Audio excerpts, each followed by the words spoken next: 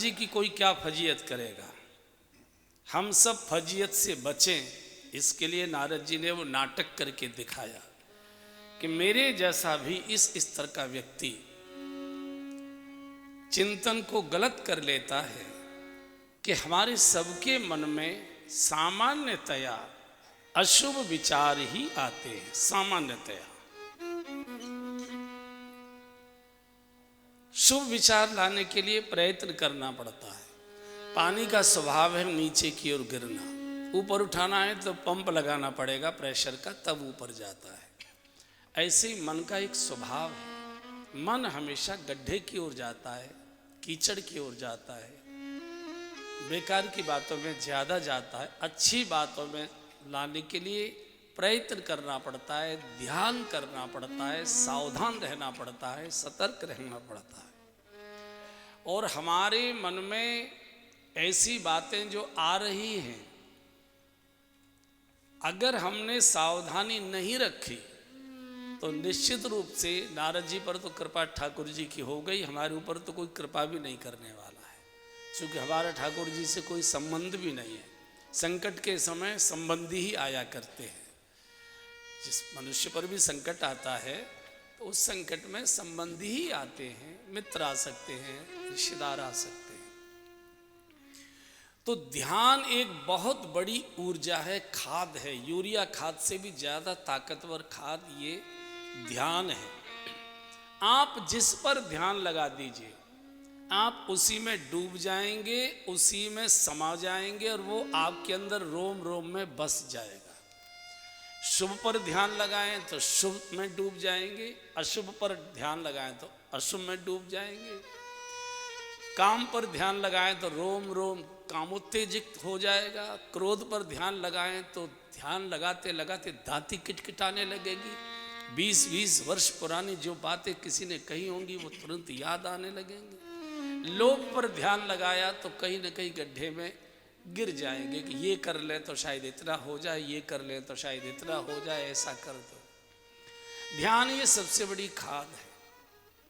और आपने अपने मन के कुविचारों पर ध्यान लगाया तो जहां के विचार कर रहे हो, जिस व्यक्ति का विचार कर रहे हो, जिस स्थान का विचार कर रहे हो, जिस स्थिति का विचार कर रहे हो, एक दिन आपका तन वहां खड़ा हुआ दिखाई दे जाएगा।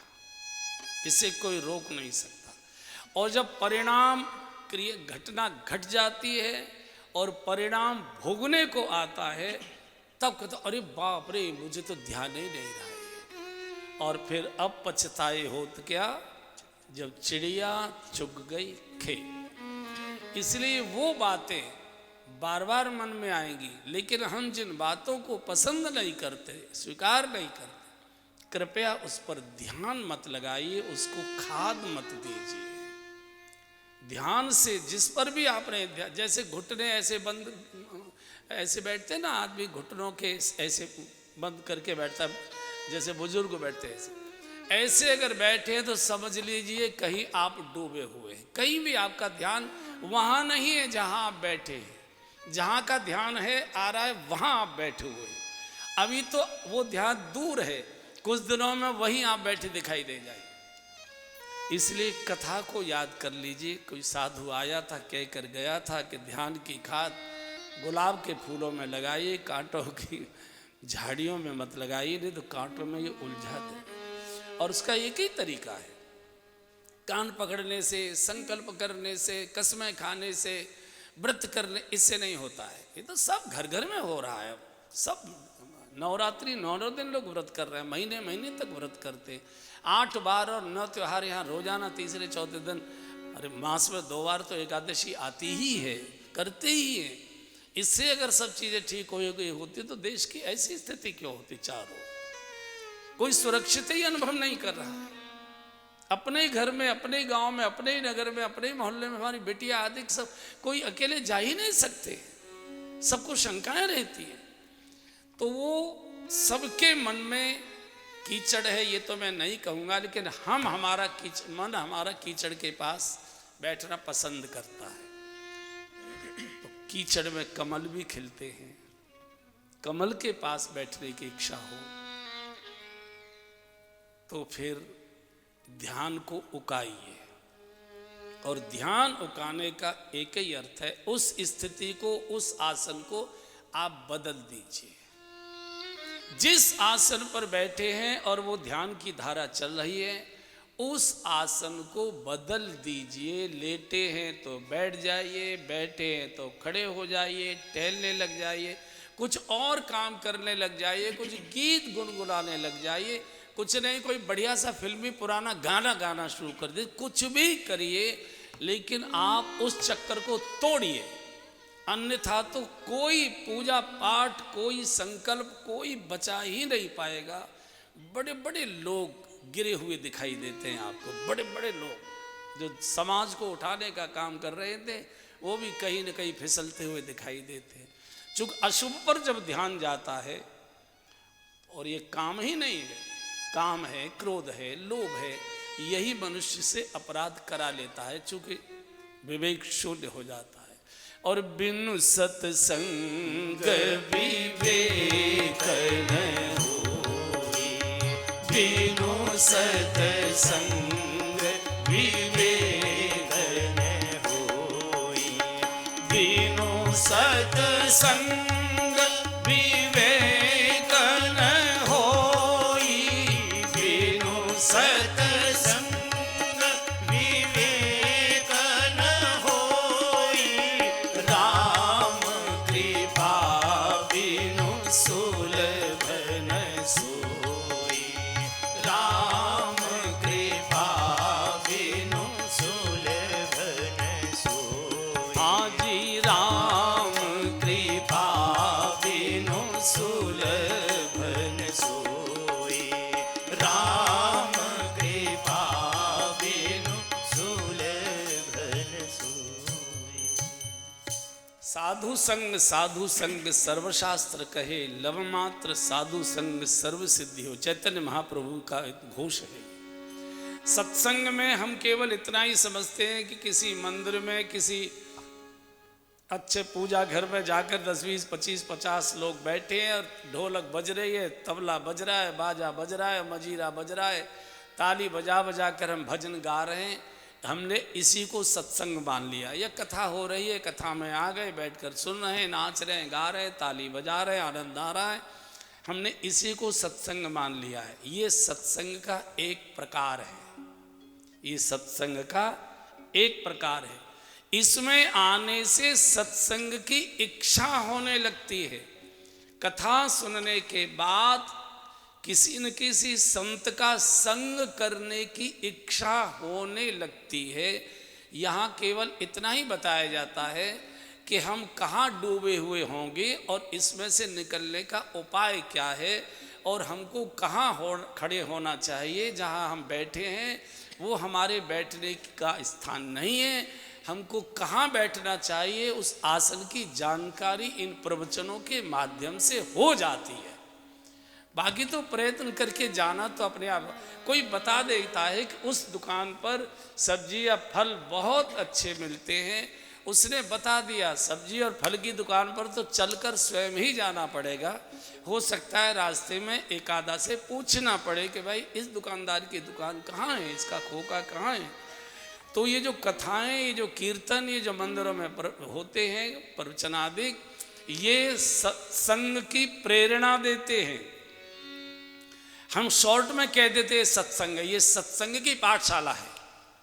सत्संग प्राप्त करने की, डिग्री प्राप्त करने के लिए शाला है ये। सत्संग कहते हैं किसी श्रेष्ठ पुरुष का संग करना, इसको कहते हैं सत्संग। सत का संग करना, किसी श्रेष्ठ पुरुष का संग करना। इस कलयुग में ये औषधि है, हमारे आचार्यों ने दी है। भगवान तो हमारे रोम रोम में व्याप्त है, बिना भगवान के तो हम हैं ही नहीं। आखिर हमारे अंदर श्वास कौन ले रहा है, हमारे कानों से सुन कौन रहा है, आँखों में देख कौन रहा है, हृदय में धड़क कौन रहा है, रक्त में प्रवाहित कौन हो रहा है, पैरों में चल कौन रहा है, हाथ में क्रिया कौन कर रहा है, भगवान ही तो कर रहा है। राम शांत हो जाए तो 100 डॉक्टर नहीं हिला सकेंगे। उससे काम नहीं चलेगा, राम से देवता से काम नहीं चलेगा। सत्संग का मैं जहां आपको निवेदन करना चाहता हूं, कोई न कोई मनुष्य रूप में ऐसे सत्पुरुष जिनके प्रति आपके मन में अगाध श्रद्धा हो, जिनके पास जाने से, जिनका नाम स्मरण करने से कुछ पवित्रता की सुगंध आने लगती है, कुछ अच्छा लगने लगता हो, ऐसे किसी महापुरुष को अपने हृदय में बिठाइए। भगवान को पूजा घर में बैठे रहने दीजिए, वहाँ जाके प्रणाम करिए, वहाँ जाके आप पाठ कर लीजिए, जो करना है सो करिए। मंदिर में जाके माथा टेक आइए। मंदिर के भगवान को हृदय में मत बैठाइए, वो नहीं बैठ पाए, वो तो हमारी सांसों में है ही, फिर हमको क्यों नहीं रोक पा रहा है वो? उससे तो जब संबंध जुड़ेगा तभी होगा, और संबंध ही हमेशा काम आता है। तो किसी ऐसे महत्पुरुष, हमारे पिताजी हो सकते हैं, हमारे बड़े भाई हो सकते हैं, हमारे कोई पड़ोसी हो सकते हैं, जिन अध्यापक ने हमको पढ़ाया है वो हमारे उनमें से कोई, देखिए बहुत सारे अध्यापक हमको पढ़ाते हैं, लेकिन कोई कोई ऐसे होते हैं जो हमारे मन में समा जाते हैं, जिनके प्रति हमारे मन में बड़ी श्रद्धा हो जाती है।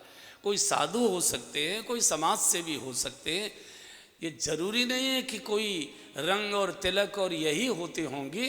कोई भी जिनके पास बैठकर मन गदगद होता हो, मन आनंदित होता हो, मन शुद्ध होता हो, भीतर भीतर अपने भीतर के दुर्गुणों के प्रति मन ही मन बिना बोले घृणा होने लगती है, अरे राम राम किन महापुरुषों के पास में बैठता हूँ और अभी भी कीचड़ में ही सना हुआ।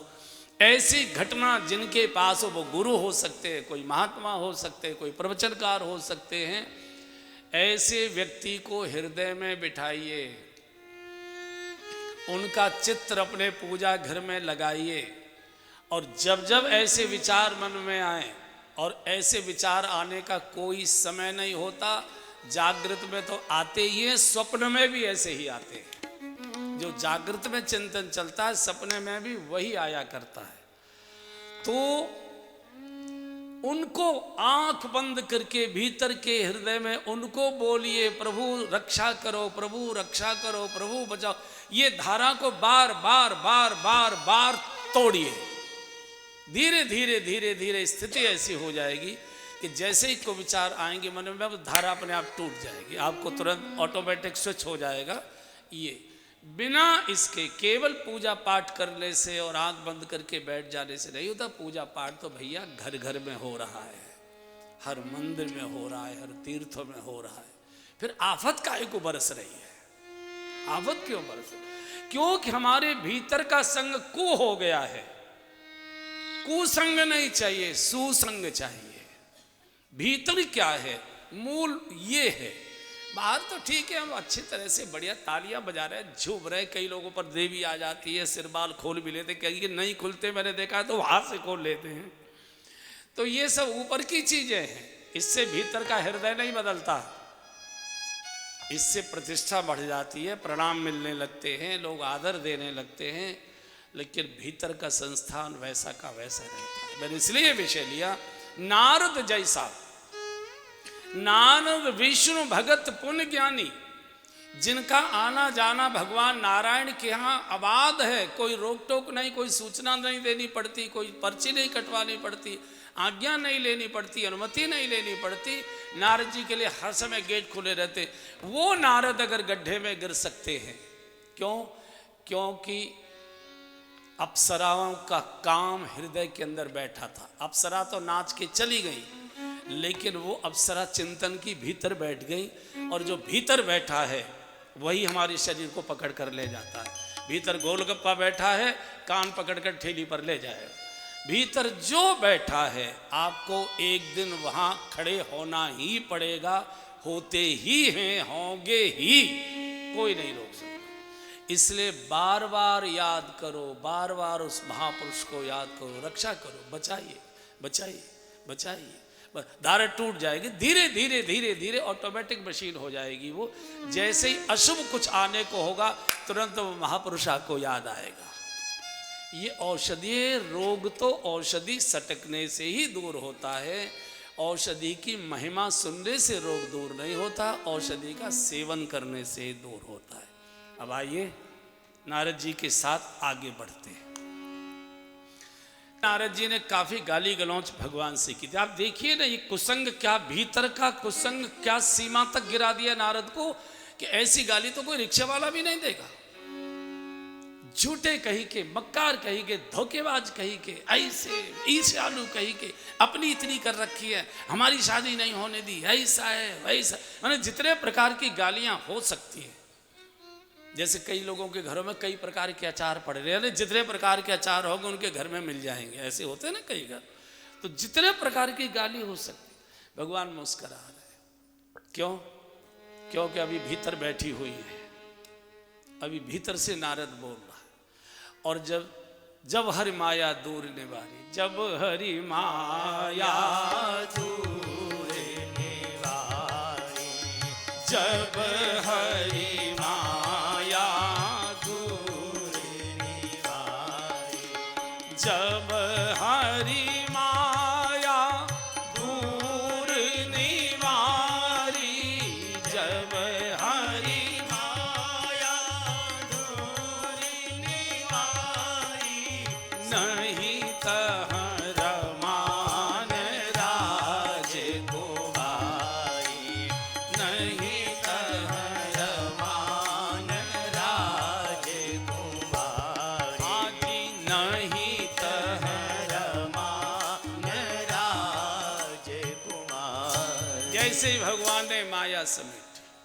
कई लोग कहते अच्छे ग्रंथ पढ़ो, जरूर पढ़ने चाहिए, लेकिन अच्छे ग्रंथ पढ़े नहीं जाते, अच्छे ग्रंथ गाए जाते हैं। पढ़ती आंखें हैं, मन अपना काम करता रहता है। कितने पेज पलट गए आपको होश ही नहीं है क्या पढ़ गए। अनुभव कर लीजिए, कई कई पेज निकल जाते हैं, आपको यही मालूम नहीं क्या पढ़ कर आए, क्योंकि आंखें पढ़ने का नाटक कर रही थी, मन तो कहीं और ही खेल रहा था। इसलिए शास्त्रों को गाया जाता है, बिना गाए नहीं होता है। ये सब ग्रंथ गाने के, ये मानस गाने का ग्रंथ है, और ये मैं ही नहीं गा रहा हूं, ये परंपरा से गाया गया है। परंपरा से लोग गाते चले रहे। किस किस ने गाया है सुन लो। गावत ब्रह्मादिक मुनि नारद, गावत ब्रह्मादिक मुनि। इसलिए मैं निवेदन करता हूँ, बार बार मेरा तकिया कलाम हो गया है, गाइए गाइए गाइए। यहाँ तो वो रोग नहीं मुझे दिखाई दे रहा है। पूर्वी उत्तर प्रदेश या बिहार या उधर जाते हैं तो गाने में उनको बड़ी कठिनाई आती है, क्योंकि मुंह में गोबर भरा रहता है। तो मैं उनसे फिर निवेदन करता हूँ, थूको मत, बहुत महंगा है, जीभ से एक और गाल में कर लीजिए और बाकी खाली गाल से गाए। तो यहाँ तो कोई खतरा है नहीं, इसलिए सब गाइए। गावत ब्रह्मादिक मुनि नारद, वाल्मीक विज्ञान विशारद, वाल्मीक विज्ञान विशारद, सुख सनकादि शेष अनुशारद, सुख सनकादि सब गा रहे हैं। अनुशारद, वरनि पवन सुत कीरति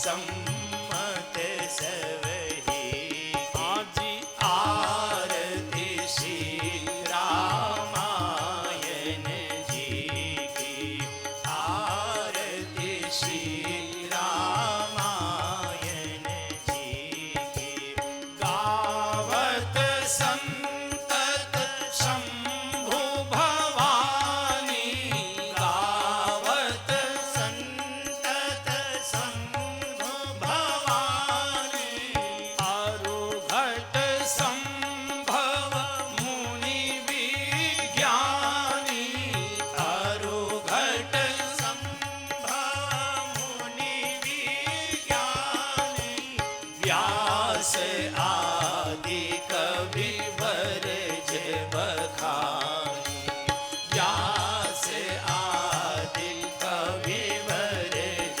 बखानी काग भूषुंडी गरुड़ की काग भूषुंडी गरुड़ की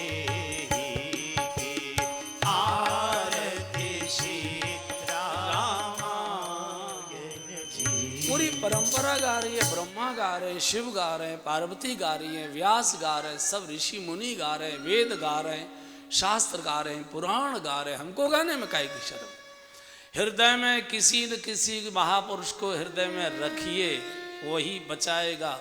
उसी को पुकारिए, उसी को रोइए, उसी को कहिए, लेकिन जो शरीर से जीवित है उसको नहीं। ये भी एक शर्त है।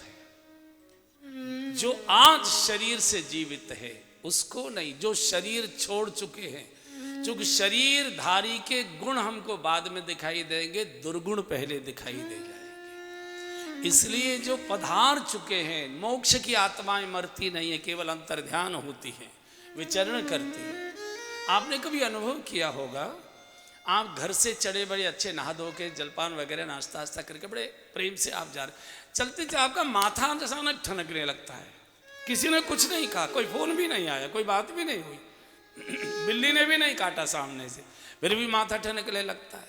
इसका अर्थ कोई अशुभ आत्मा वहां से निकली थी। कभी कभी हम जा रहे हैं और अचानक मन में आनंद होने लगता है, कुछ गुदगुदी सी, कुछ कोई बात नहीं हुई, कोई समाचार कुछ नहीं, लेकिन तो भी एक अच्छा सा आनंद सा लगने लगता है। इसका अर्थ है वहां से कोई शुभ आत्मा निकल कर गई थी। तो ऐसी जो दिव्य आत्माएं हैं, इनकी मौत नहीं होती, ये केवल शरीर छोड़ते हैं और फिर ये भगवान के ऑन डेपुटेशन रहते हैं। जाओ डोंगरी जी महाराज, चले जाओ, चैतन्य महाप्रभु जरा एक बार घूम आइए। ये वो होते हैं ना, कुछ डॉक्टर तो ऐसे होते हैं जो हॉस्पिटल में रहते हैं, कुछ विजिटर्स होते हैं ना डॉक्टर, बड़े जो डॉक्टर होते हैं उनके दिन तय रहते हैं कि 2 दिन के लिए वहाँ, 2 दिन के लिए टाटा में बैठेंगे, कि 2 दिन के लिए एम्स में बैठे, ऐसा होता है ना। तो ये जो महापुरुष हैं, जो शरीर छोड़ चुके, चूंकि शरीरधारी की सीमाएं हैं वो असीम हैं, जहाँ याद करोगे वहीं जाग जाएंगे आपके अंदर, तो वहीं एकदम चेतना प्रकट हो जाएगी। ऐसे नारद जी जैसे महापुरुष, नारद को ही बिठा लो हृदय, नारद जी रक्षा करो, उनको ज्यादा समझ है इस बात की कि व्यक्ति के ऊपर क्या बीता करती है जब व्यक्ति अशुभ विचारों में चला जाता है। तो शंकर जी का रास्ता बता दिया, क्योंकि सबसे बड़े वैद्य तो वही है। गुरुम शंकर रूपणु, त्रिभुवन के गुरु हैं। जब कभी संकट आए तो कहीं मत जाइए, गुरु के चरणों में बैठ जाइए, गुरु के चित्रपट पर बैठ जाइए, और कुछ नहीं तो गुरु जी के नाम पर बैठ जाइए, उन्हीं को याद कर लीजिए, क्योंकि बिना गुरु के बेड़ा पार होता नहीं है। और शंकर जी तो तुम त्रिभुवन गुरु वेद बखाना, तुम त्रिभुवन गुरु वेद बखाना। शंकर जी त्रिभुवन के गुरु हैं और गुरु ही वैद्य होता है। सदगुरु वैद्य वचन विश्वासा, सदगुरु वैद्य वचन विश्वासा। संयम यहन विषय के आसा, संयम यहन विषय के आसा। शिव को, शिव तो सारे ब्रह्मांड के गुरु है, त्रिभुवन के गुरु। तुम त्रिभुवन गुरु वेद बखाना। भगवान ने बड़े डॉक्टर के पास, सबसे बड़े जो वैद्य हैं, वैद्यों के गुरु हैं, राजगुरु हैं वे, राज्य वैद्य हैं। जाओ वही, चूंकि तुमने उन्हीं का अपराध किया था, उन्हीं के चरणों में जाकर रो। दूसरा कोई अपराध को क्षमा नहीं कर सकता है।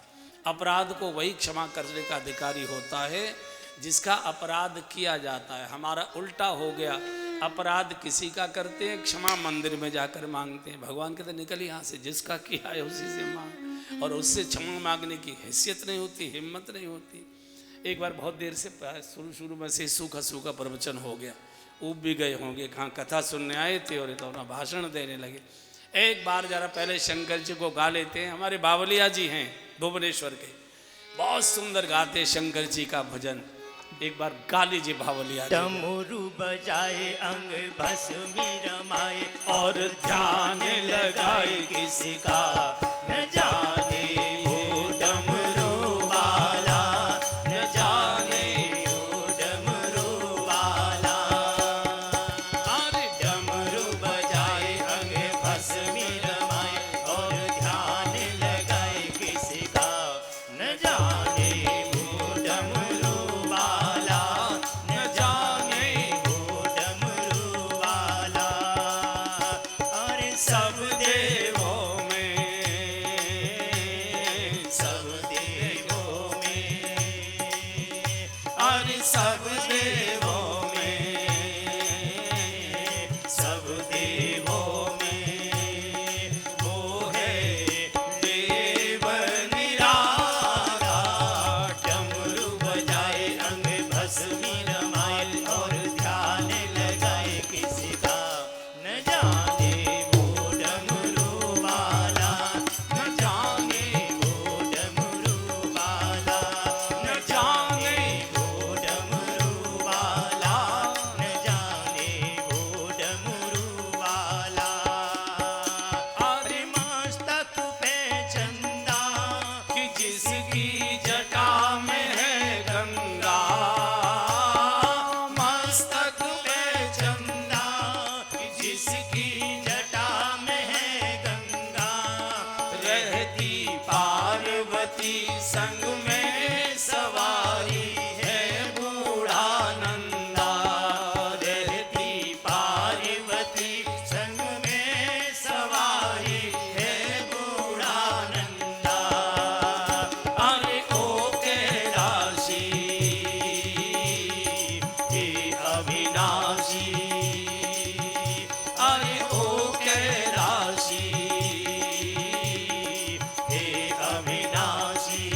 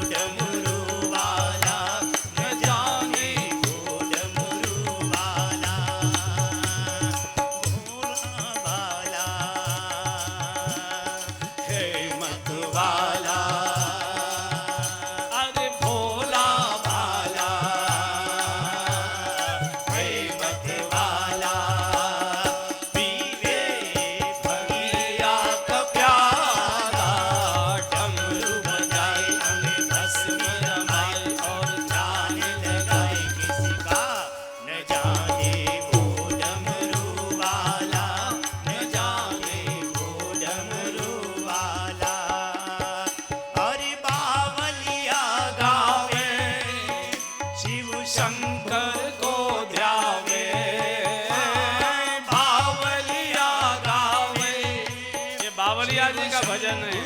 को ध्यावे, हाँ बावलिया गावे, शिव शंभू को ध्यावे, बावलिया गावे, शिव शंभू को ध्यावे, जो भी मांगे वो पावे, दर से खाली ना जावे, जो भी मांगे वो पावे, दर से खाली ना जावे। अरे बड़ा है दानी, बड़ा है ज्ञानी, हरि बोल। अरे बड़ा है दानी, बड़ा है ज्ञानी, सारे जग का रखाला, डमरू बजाए रंग,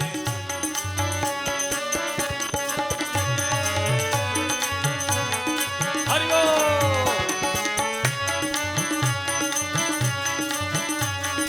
जय जय।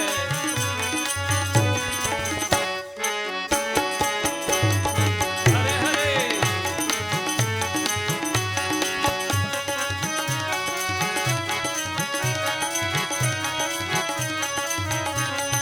जय जय।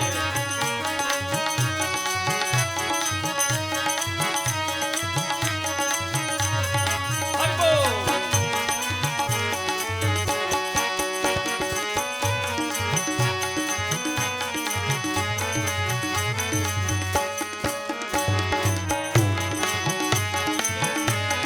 हर हर गंगे, शिव शंकर, हर हर गंगे, शिव शंकर, बैठ जाइए, जय शिव शंकर, थक जाओगे। जय शिव शंकर, हर हर गंगे, जय शिव शंकर, हर हर गंगे, जय शिव शंकर, हर हर गंगे, जय शिव शंकर, हर हर गंगे, जय शिव शंकर, हर हर गंगे, जय शिव शंकर, हर हर गंगे, हर हर गंगे, हर हर गंगे, हर हर गंगे, हर हर गंगे, हर हर गंगे। बोलिए शंकर भगवान। भगवान की जय। हो गए मन की। अच्छा, अब आइए कथा प्रसंग। आप देखिए, जितने प्रकार की गालियां होती हैं, जितने प्रकार का क्रोध होता है, नारद जी ने भगवान पर सब उलट दिया, पूरा का पूरा। फिर भी नारद जी की भगवान ने रक्षा कर दी। क्यों? नारद जी में एक ही गुण है। नारद जी को प्रशंसा की इच्छा हुई तो भी भगवान की ओर गए। नारद जी को शादी की इच्छा हुई तो भी भगवान से रूप मांगने गए। आपन रूप देव प्रभु मोहि। और जब शादी वादी नहीं हुई, विघ्न हो गया, किसी ने भांजी मार दी, तो गाली गलौच भी करने गए तो भगवान को ही गए। और भगवान का ये नियम है, अगर तू सब प्रकार का अपना शुभ और अशुभ, अच्छा और बुरा, अगर तू मुझे अर्पित करेगा तो सब परिस्थिति में फिर मैं तेरी रक्षा करूंगा। तेरा बाप मैं बैठा हूं बचाने के लिए। तेरा तुझको अर्पण क्या लागे मेरा, सब कुछ। जैसे आपने छोटे बच्चे को देखा होगा, बच्चे को माँ कई बार पीट देती है, बच्चा रोता है, तो रोने के बाद भी, पिटने के बाद भी बालक माँ की ही ओर आता है दौड़कर, वो किसी और की ओर नहीं जाता है। पिट जाएगा, रोएगा, चीखेगा तो भी माँ की ही आगे साड़ी पकड़ेगा। और भगवान कौन है हमारे? माँ तो पिता तुम मेरे, शरण गहूँ मैं किसकी, स्वामी शरण गहूँ मैं किसकी, तुम बिन और न दूजा, प्रभु बिन और न दूजा, आस करूँ मैं जिसकी, ओम जय जगदीश हरे।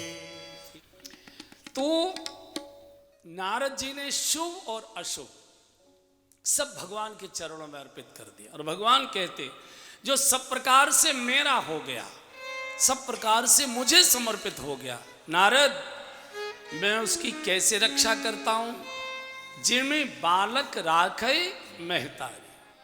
करऊं सदा तीन के रखवारी। अब गंभीर प्रसंग में आएंगे। सदा तिनके रखवारी, करऊं सदा तिनके रखवारी, करऊं सदा तिनके रखवारी, जीवी बालक राखही में तारी, जीवी बालक राखही में तारी। कैसा सुंदर शब्द प्रभु ने बोला है। जो मेरे समर्पित हो जाते हैं सब प्रकार से, शुभ भी अशुभ भी मेरे ही खाते में, मैं उनकी ऐसे रक्षा करता हूं जैसे महतारी बच्चे की करती है। और कोई शब्द माँ बोल सकते थे, मम्मी बोल सकते थे, मॉम बोल सकते थे, माताजी बोल सकते थे, कुछ और भी शब्द बोल सकते थे। जानबूझकर प्रभु ने महतारी शब्द बोला है। और एक दिन मैंने व्याख्या कर दी थी, महतारी शब्द मेहतर से बना है, महतारी मेहतरानी से शब्द बना है। जो कार्य मेहतर कर सकता है वो तेरे लिए मैं करूंगा, जिसको कोई नहीं कर सकता।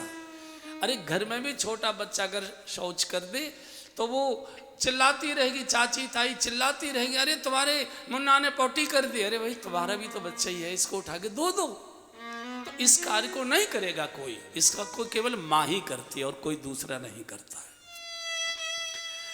और जो समर्पित हो गए, जो समर्पित हो, छोटा बच्चा है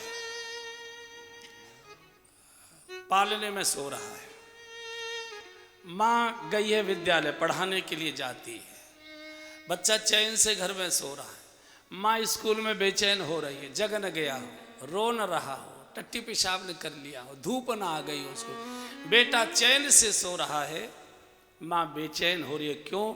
क्योंकि माँ को मालूम है कि मेरे अतिरिक्त वो किसी को पुकारना जानता ही नहीं है।